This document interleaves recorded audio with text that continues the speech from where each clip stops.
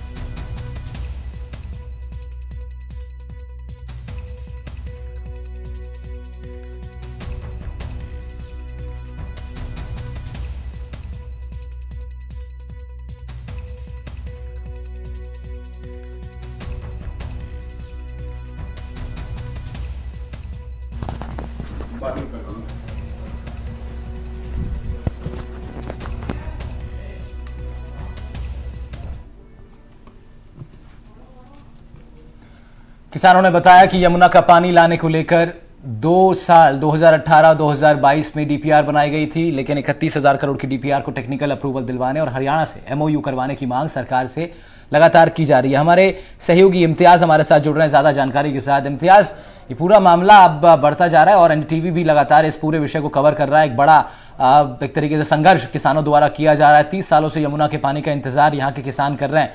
क्या कुछ अब आगे इसमें किसानों की योजना है और एक बार ये पूरा मामला क्या है, जरा तफसील से जरा बताइए।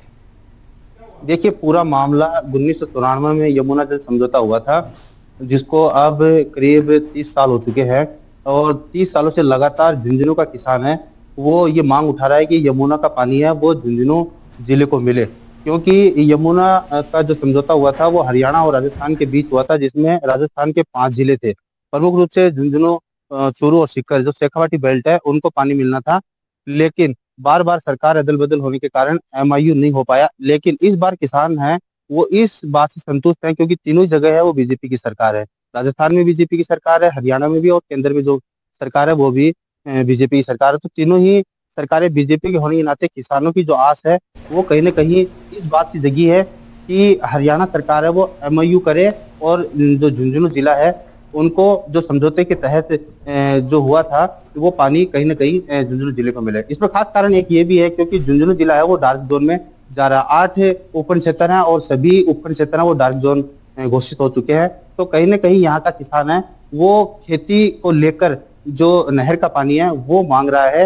अगर ये पानी नहीं मिलता है तो किसान है वो कहीं ना कहीं इस खेती से वंचित रहने की है वो संभावना जता रहा है। जी, तो आगे अब किसान किस तरीके से अपनी योजना बना रहे हैं अपनी मांगों को मनवाने के लिए प्रशासन से, क्योंकि लंबे समय से इम्तियाज बातचीत चल रही है, प्रशासन का भी क्या रुख है, जरा वो भी बताइए। देखिए, लगातार किसान है, अलग अलग संगठन हैं, वो अपने अपने स्तर पर मांगे उठा रहे थे, लेकिन अब जो यमुना जल महासंघर्ष समिति है उसका गठन हुआ है और उसमें तकरीबन 30 जो संगठन अलग अलग मांगे उठा रहे थे वो एक जाजम पर आ चुके हैं और सभी एक जाजम पर आकर अब अपनी मांग है वो पुरजोर कर रहे हैं, क्योंकि उनको उम्मीद है कि अभी जो मध्य प्रदेश में ERCP का जो मामला हुआ है उसी के तहत उनको आस है कि कहीं ना कहीं ये MIU पे साइन होंगे और हरियाणा सरकार की, हरियाणा राज्य है वहां से जिले को पानी मिलेगा। और इसमें दूसरी बात ये है कि अब ये जो आंदोलन है ये थोड़ा पुरजोर रूप से जोर पकड़ने लगा है, क्योंकि अभी जो किसान है वो अलग अलग अपने जो मुख्यालय हैं, पंचायत मुख्यालय हैं, वहां पर प्रदर्शन कर रहे हैं और ट्रैक्टर रैलियां हैं वो निकाल रहे हैं और गांव-गांव में जाकर जो किसान है उनको निमंत्रण दे रहे हैं, क्योंकि 12 फरवरी को जिला मुख्यालय पर, जिला कलेक्ट्रेट है वहां पर एक बड़ा आंदोलन होने वाला है। तो उसके लिए निमंत्रण दिया जा रहा है कि ज्यादा से ज्यादा किसान है वो जिला कलेक्ट्रेट पर पहुंचे और सरकार को की आंख है वो खोले कि जिले को पानी की कितनी ज्यादा आवश्यकता है। ठीक है इम्तियाज, आप लगातार इस खबर पर अपडेट हमें देते रहिए, दोबारा हम आपसे जुड़ेंगे। बड़ी खबर है, किसानों के आंदोलन को लगातार एनडीटीवी खबर भी कर रहा है।